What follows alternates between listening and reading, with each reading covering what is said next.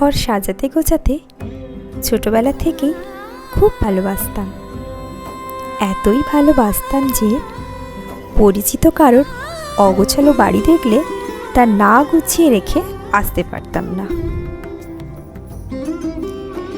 কিছুদিন আগেই বাড়ির ঠাকুর ঘরে বিশেষ একটি অনুষ্ঠান ছোট্ট করে আয়োজন করা হয়েছিল, আর সাজানোর দায়িত্বটি রীতিমতো নিয়েছিলাম আমি।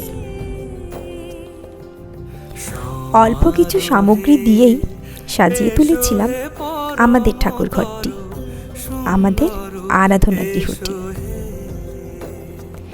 বাস্তুশাস্ত্র অনুসারে ঠাকুর ঘর হলো গৃহের সবচাইতে পবিত্র স্থল।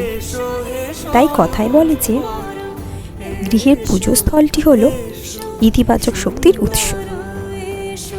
আরাধ্য দেবদেবীর পুজো ঘরটি যদি সাজিয়ে গুছিয়ে রাখতে পারা যায়, তাহলে দেখেছি পুজো করার সময় মনটা বেশ ভালো হয়ে যায়।